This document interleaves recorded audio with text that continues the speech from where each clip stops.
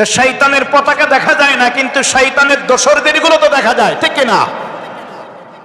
ওরা ঝান্ডা ওড়ায়, মানুষদেরকে ধোকা দেয়। এই জন্য বাজারে সাহেব বাজার, নিউ মার্কেট, RDA মার্কেটের বাজারে ওজনে কম বেশি হয়, হরগ্রাম বাজারে মোটে ওজনে কম বেশি হয় না। হ্যাঁ, হয় না? না হয়, হরগ্রাম বাজারেও হয়। সব জায়গায় মাঝে মধ্যে গোলমাল হয় দোকানদারের সাথে কাস্টমারের, মাঝে মাঝে সামান্য বিষয় নিয়ে সমস্যার সৃষ্টি হয়। তার মানে বাজারে শয়তানের এক বংশধর আছে। এই জন্য আল্লাহ রাসূলের একটি বর্ণনা থেকে কালকেই দেখলাম, হাদিসটি পড়ছিলাম, সেখানে বলা হয়েছে আল্লাহর একজন সাহাবীর বর্ণনা। তিনি যেটা মনে করতেন, হযরত আব্দুল্লাহ ইবনে ওমর রাদিয়াল্লাহু তাআলা আনহু, তিনি বলতেন যে আমার কাছে পছন্দের হচ্ছে বাজারে কোনো প্রয়োজন থাকলে পরের দিকে যাওয়া, কি বলে যে শুরুতে না যাওয়া, একটু মাঝামাঝি সময়ে, আর বাজার থেকে সব শেষে না আসা, এটাও ঠিক না, মানে সব শেষে আসাটাও ঠিক না। কারণ শুরুতে যে যাবে আর সবার শেষে যে আসবে, তাদেরকে ওই গ্রুপের 1 নম্বর গ্রুপের শয়তানগুলো বেশি বেশি করে ধোঁকা দেয়। নাউজুবিল্লাহ বলেন। তাহলে বাজারে এক শয়তান আছে, তারা ধোঁকা দিচ্ছে। 2 নম্বর, ওয়াসিলুন, শয়তানের দ্বিতীয় বংশধরের নাম হলো ওয়াসিলুন, ফাহুয়া সাহিবুল মুসিবাত। এরা সাধারণ মানুষ, খেটে খাওয়া মানুষ, দিন মজুর, রিক্সা চালক, ভ্যান চালক, কৃষক, শ্রমজীবী মানুষ, ইমানদার, আল্লাহর গোলামি করতে চায়, এই সাধারণ মানুষগুলোকে বিভিন্ন বিপদ আর মুসিবতে ফেলে ধোঁকা দিতে চায়। 3 নম্বর শয়তানের বংশধরের নাম হলো আওয়ানুন, ফাহুয়া সাহিবুস সুলতান। এরা থাকে শাসকদের সাথে, এরা থাকে নেতাদের সাথে। এটা একটু আস্তে বলতে হবে, ঠিক না? কথা বলেন না কেন? নেতাদের সাথে, শাসকদের সাথে এক শয়তানের বংশধর আছে, এদের নাম হল আওয়ান। এরা ওদের পক্ষ থেকে যত রকমের তেলের দাম যতই বাড়ুক, পেছন থেকে তেল মালিশ করতেই থাকে। অন্যায়, অনাচার, জুলুম, নির্যাতন, জেল, জুলুম, ফাঁসি, এগুলো দেওয়ার জন্য অন্যায় সিদ্ধান্ত গ্রহণ করে সেগুলি সমাজের মধ্যে বাস্তবায়ন করে দেশের বার্তা বাড়ানোর জন্য চেষ্টা চালায়। জোরে বলেন ঠিক না বেঠিক? 4 নম্বর শয়তানের বংশধরের নাম হলো হাফফাফুন, ফাহুয়া সাহিবুশ শারাব। এরা মানুষদেরকে, যুবকদেরকে, তরুণীদেরকে মদ্যপানের মধ্যে লিপ্ত করে, নেশাগ্রস্ত করে তোলে। আজকে আমার দেশের লক্ষ লক্ষ তরুণী নেশাগ্রস্ত, ঠিক না বেঠিক? ধ্বংস হয়ে যাচ্ছে চরিত্র। 5 নম্বর শয়তানের বংশধরের নাম হলো মুররাতুন, ফাহুয়া সাহিবুল মাজামির। এরা মানুষদেরকে গান বাজনা, বাদ্যযন্ত্র, এইগুলির মধ্যে লিপ্ত করে রাখে। এই যে কোরআনের মাহফিল কত আগে থেকে মাইকিং হয়েছে, হ্যান্ডবিল প্রচার হয়েছে, জানানো হয়েছে, তারপরে এখনো পর্যন্ত ময়দান ভর্তি হয়নি। কিন্তু গান বাজনা ব্যান্ড শো যদি হতো এই মাঠে বা আশপাশে আরেকটা মাঠে, তাহলে বলা দরকার হতো না, মুহূর্তের মধ্যে ওখানে এসে আল্লাহর গোলামেরা, শয়তানের গোলামেরা, নাকি? হ্যাঁ, ওই মুররাতুনের গোলাম আমি বলবো, ওই গ্রুপের গুলো তারা এসে সব ভর্তি হয়ে যেত, ঠিক না বেঠিক? জোরে বলেন। মুররাতুন গ্রুপের শয়তানগুলো গান বাজনা, এই বাদ্যযন্ত্র, এগুলির দিকে টান দেয়। 6 নম্বর শয়তানের বংশধরের নাম হলো লাকুসুন, ফাহুয়া সাহিবুল মাজুস। এরা মানুষদেরকে সরাসরি মূর্তি পূজা, অগ্নি পূজা, শিরকের মধ্যে লিপ্ত করে। 7 নম্বর শয়তানের বংশধরের নাম হলো মুসাউইতুন, ফাহুয়া সাহিবুল আখবার। এরা থাকে সাংবাদিকদের সাথে, ইউলকিহা ফি আফওয়াহিন নাসি ওয়ালা ইয়াজিদুনা লাহা আসলা। এমন সংবাদ পরিবেশন করায়, এমন খবর পরিবেশন করাবে, আসল খবরটি জনগণ জানতে পারে না। 2013 সাল ঐতিহাসিক মে মাসের 5 তারিখ ঢাকার শাপলা চত্বর, আল্লাহর ওলি আল্লামা আহমদ শফি রাহিমাহুল্লাহ, তার ডাকে হেফাজতে ইসলামের ব্যানারে লক্ষ লক্ষ জনতা, মাদ্রাসার ছাত্র, আলেম ওলামা শাপলা চত্বরে হাজির হয়েছিল কিনা মনে আছে না ভুলে গেছেন? মনে আছে না ভুলে গেছেন? হাজির হয়েছিল কিনা? হাজির হয়েছিল। ইলেকট্রিসিটি অফ করে দিয়ে দেশি বিদেশি পিস্তলের গুলি করে হাজার হাজার ছাত্র জনতা, আলেম ওলামাদেরকে সেদিন শহীদ করা হয়েছে, ঠিক কিনা? জোরে বলেন। মিডিয়া প্রচার করলো, জাতীয় সংসদের মতো জায়গায় দাঁড়িয়ে ওই ফ্যাসিস্ট ঘোষণা করলেন হেফাজতে ইসলামের কেউ মরে নাই, ওরা নাকি জুব্বায় আর পাঞ্জাবিতে লাল রং মেখে মেখে নাকি শুয়েছিল, পুলিশ গিয়ে যেই কাছে গেছে উঠে উঠে দৌড় মেরেছে। নাউজুবিল্লাহ বলেন। কিন্তু এখন প্রকাশ হচ্ছে সেই সময় যারা অভিযানে ছিলেন সেনা সদস্যদের মধ্য থেকে কেউ কেউ গোপন খবর প্রকাশ করে দিচ্ছেন ঐতিহাসিক শাপলা চত্বরে সেই 5 মের ঘটনায় দেশের 3টি জায়গায় কোন কোন গাড়িতে কিভাবে করে লাশ নিয়ে নিয়ে কোন জায়গায় ফেলেছে, কোন জায়গায় তারা কি বলে যে গোপনে সরিয়ে দিয়েছে, এটা সেনাবাহিনীর উচ্চপদস্থ কর্মকর্তা অবসরপ্রাপ্ত তারা প্রমাণ করে দিচ্ছেন। ঠিক কি না জোরে বলেন?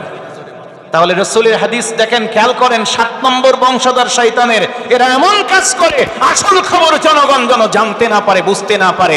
5 আগস্টের আগে আয়না ঘর নামে কোনো ঘর বাংলাদেশে ছিল, আপনারা কেউ জানতেন? কিন্তু ছিল, এখন প্রকাশ হচ্ছে।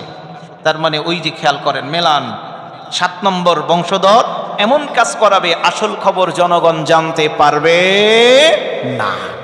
এরপরে আসেন, ব্যাখ্যা করার সময় নাই। 8 নম্বর শয়তানের বংশধরের নাম হলো দাসিমুন ফাহুয়া সাহিবুল বুয়ুত। এরা থাকে ঘরে ঘরে, এদের কাজ হলো ইদা দাখালার রাজুলুল মানজিলু ওয়া লাম ইউসাল্লিম ওয়া লাম ইয়াযকুর ইসমাল্লাহ আওকা ফীমা বাইনাহুমুল মুনাযাআতা হাত্তা ইয়াকিয়াত তালাক ওয়াল খুলউ ওয়াদ দারব। আপনি যখন বাড়িতে ঢোকার সময়, ঘরে ঢোকার সময়, মা বোনেরাও কান লাগাবেন, বাড়িতে আপনি যখন ঢুকলেন সালাম দিয়ে ঢুকলেন না, আপনার বাড়িতে আল্লাহর নাম উচ্চারণ করলেন না, আপনি খেতে বসেছেন আল্লাহর নাম স্মরণ করলেন না, আল্লাহর নামে খাওয়া শুরু করলেন না, আপনি আপনার ঘরে আল্লাহর কোরআনের তেলাওয়াত করলেন না, আপনি ঘুমাতে যাচ্ছেন তখনও আল্লাহকে স্মরণ করলেন না, বাড়ির থেকে বের হচ্ছেন তখনও আপনি আল্লাহ হাফেজ ফি আমানিল্লাহ আল্লাহকে স্মরণ না করে টাটা বাই বাই, আবার যেন দেখা পায় আল্লাহ বলেন আই টাটা কোম্পানির গাড়ি রেডি করে রেখেছি। ঠিক না বেঠিক? এইরকম যখন হলো, সালাম দিয়ে ঢুকলেন না, আল্লাহর নাম স্মরণ করলেন না, তখন এই 8 নম্বর গ্রুপের শয়তানগুলো আপনাকে ধোঁকা দেবে। বাড়ির মানুষদেরকে ধোঁকা দিয়ে বাবার সাথে সন্তানের সম্পর্ক খারাপ, মায়ের সাথে মেয়ের সম্পর্ক নষ্ট, এইভাবে করে স্বামী স্ত্রীর মধ্যে গোলমাল, শ্বশুর শাশুড়ি আর বৌমায়ের মধ্যে যুদ্ধ, এই পারিবারিক অশান্তির জন্য 8 নম্বর শয়তানের বংশধরেরা কাজ করে। জোরসে বলেন নাউজুবিল্লাহ। 9 নম্বর বংশধরের নাম হলো ওয়ালহানুন ফাহুয়া ইউসবিসু ফিল ওযুই ওয়াস সালাতি ওয়াল ইবাদাত। এরা ওযুতে, সালাতে আর ইবাদতে ধোঁকা দেয়। ওযু করবেন ঠিকমতো যেন না হয়, ওযুর হকগুলো আদায় হবে না, ফরজ ওয়াজিব সুন্নাতগুলো হলো না ঠিকমতো। নামাজ আদায় করবেন, নামাজের ফরজিয়াত রুকনিয়াতগুলো ঠিকমতো আদায় হবে না, কাক আর মোরগ মুরগির চাইতে জোরে জোরে ঠকাঠক মার্কা চালাবেন। 1000 রাকাত পড়বেন কিন্তু আল্লাহর কাছে একটিও যাবে না। এইরকম করে শয়তান ধোঁকা দেয় না? জোরে বলেন দেয় কিনা? ইবাদতে ধোঁকা, ইবাদতে যেন আপনার আগ্রহ তৈরি না হয়, অলসতা যেন আসে, ইবাদত থেকে যেন আপনি বিমুখ হয়ে যান, এইভাবে করে ধোঁকা দিতে থাকে। তাহলে এই যে 9 প্রকারের শয়তানের বংশধর আপনাকে আমাকে মুমিনদেরকে ধোঁকা দিচ্ছে, আল্লাহ পাকের ওয়াদা হচ্ছে এই সকল প্রকারের শয়তান থেকে আল্লাহ তাআলা মুমিনদেরকে সুরক্ষা দান করবেন। চিৎকার করে বলেন সুবহানাল্লাহ। এরপরে আসেন 9 নম্বর, মুমিনদের জন্য আল্লাহর পক্ষ থেকে 9 নম্বরের ওয়াদা হচ্ছে আল্লাহ মুমিনদেরকে দৃঢ়তা দান করবেন, অবিচলতা দান করবেন, কদমকে মজবুত করবেন। জোরে কোন সুবহানাল্লাহ। ইউসাব্বিতুল্লাহুল লাযীনা আমানু বিল কওলিস সাবিতি ফিল হায়াতিদ দুনিয়া ওয়া ফিল আখিরাহ। আল্লাহু আকবার। আল্লাহ রাব্বুল আলামিন বলেন, যারা মুমিন হবে, ইউসাব্বিতুল্লাহুল্লাযীনা আমানু, ঈমানদারদেরকে আল্লাহ রাব্বুল আলামিন মজবুত রাখবেন। আল্লাহ রাব্বুল আলামিন ঈমানদারদেরকে, মুমিনদেরকে মজবুত বাক্য দ্বারা মজবুত রাখবেন দুনিয়া জীবনে এবং আখিরাতে। জোরে বলেন সুবহানাল্লাহ। এই জন্য আল্লাহ নবী কোন মুমিন মারা গেলে, নারী হোক আর পুরুষ হোক, আল্লাহর নবী ওই মৃত লাশের জন্য নবীজি দোয়া করতেন, দোয়া শিখিয়েছেন, আল্লাহুম্মা গফির লাহু ওয়াসাব্বিতহু, আল্লাহ একে মাফ করে দাও আর আখিরাতের সমস্ত ঘাটিগুলোকে আল্লাহ ওকে মজবুত রাখো। সুবহানাল্লাহ বলবেন না? রাসূল শিখিয়েছেন আল্লাহুম্মা গফির লাহু ওয়াসাব্বিতহু। মহিলা যদি হয় আল্লাহুম্মা গফির লাহা ওয়াসাব্বিতহা, রাসূল শিখিয়েছেন। তাহলে আল্লাহ তাআলা মুমিনদেরকে দুনিয়াতেও মজবুত রাখবেন, আখিরাতেও মজবুত রাখবেন। এটি কার পক্ষ থেকে ওয়াদা? যদি বলতে হবে কার পক্ষ থেকে? আল্লাহর পক্ষ থেকে ওয়াদা। 9 নম্বর ওয়াদা। 10 নম্বর ওয়াদা হচ্ছে আল্লাহ পাক মুমিনদেরকে নিশ্চিতভাবে রক্ষা করবেন। সুম্মা নুনাজ্জি রুসুলানা ওয়াল্লাযীনা আমানু কাযালিকা হাক্কান আলাইনা নুনজিল মুমিনিন। মুমিনদেরকে আল্লাহ বলছেন আমি আল্লাহ মুমিনদেরকে রক্ষা করে থাকি, নিশ্চিতভাবে আমি আল্লাহ তাআলা তাদেরকে হেফাজত করে থাকি। এ হলো 10 নম্বর ওয়াদা। 11 নম্বর ওয়াদা, মুমিনদেরকে আল্লাহ তাআলা হেদায়েতের মাধ্যমে সঠিক রাস্তায় সুপথে পরিচালিত করবেন। যেহেতু আমাদের পক্ষ থেকে প্রতিদিন সে মহান রবের দরবারে আমাদের জাতীয় দাবি আমরা 32 বার, মিনিমাম 32 থেকে শুরু করে 40 বারের অধিক আল্লাহর কাছে দাবি জানায়, ইহদিনাস সিরাতাল মুস্তাকিম। আল্লাহ তাআলা বলেন যারা মুমিন হবে তোমাদেরকে আমি আল্লাহ তাআলা ওই সিরাতাল মুস্তাকিম হেদায়েতের পথেই আমি আল্লাহ চালাবো, এটা আমার ওয়াদা। আল্লাহ পাক বলেন ইন্নাল্লাযীনা আমানু ওয়া আমিলুস সালিহাতি ইয়াহদিহিম রাব্বুহুম বিঈমানিহিম তাজরি মিন তাহতিহিমুল আনহারু ফি জান্নাতিন নাঈম।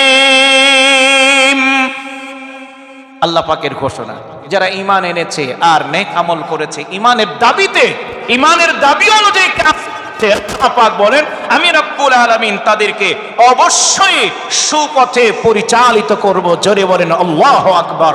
এরপরে আসেন 12 নম্বর, আল্লাহর পক্ষ থেকে ওয়াদা হচ্ছে মুমিন যারা হবে তাদের জন্য বরকত দিবেন কে? চিল্লিয়ে বলেন বরকতের ব্যবস্থা করবেন কে? আল্লাহ রাব্বুল আলামিন বলছেন সূরাতুল আরাফ 96 নম্বর আয়াতে, আয়াতটা আমাদের সকলের মুখস্থ, শুনতে শুনতে মুখস্থ হয়ে গেছে। রাব্বুল আলামিন বলছেন ওয়ালাউ আন্না আহলাল কুরা আমানু ওয়াত্তাকাউ লাফাতাহনা আলাইহিম বারাকাতিম মিনাস সামাই ওয়াল আরদ। আল্লাহু আকবার। আল্লাহ বলছেন যারা দেশের লোকেরা যদি আমার প্রতি ঈমান আনার পাশাপাশি ঈমানের দাবি অনুযায়ী যদি তারা তাদের কর্মজীবন, ব্যক্তি জীবন, সমাজ জীবন, রাষ্ট্রীয় জীবন, অর্থনৈতিক জীবন ঈমানের দাবি অনুযায়ী আমি আল্লাহকে ভয় করে আর তাকওয়ার ভিত্তিতে যদি তারা সমাজ কায়েম করতে পারে, আমি রাব্বুল আলামিন আসমান আর জমিনের সমস্ত বরকতের দরজা আমি আল্লাহ খুলে দেব। বরকত দেওয়ার মালিক কে? জোরসে বলেন, আরো জোরে, সবাই মিলে বলেন তো বরকত দেওয়ার মালিক কে? আজ থেকে 1500 বছর আগে বিশ্ব নবী বলেছেন দেখুন ঈমানের দাবিতে যদি আমরা তাকওয়া ভিত্তিক সমাজ কায়েম করি, আমরা ঈমানের দাবি অনুযায়ী যদি আমাদের নিজেদেরকে এবং সমাজটাকে গড়তে পারি, তাহলে আল্লাহ বরকত দিতে পারেন কি পারেন না? কেমন করে দেন? এবার আয়াতটা বোঝার জন্য একটু রাসূলের কাছে যায়। 1500 বছর আগে বিশ্ব নবী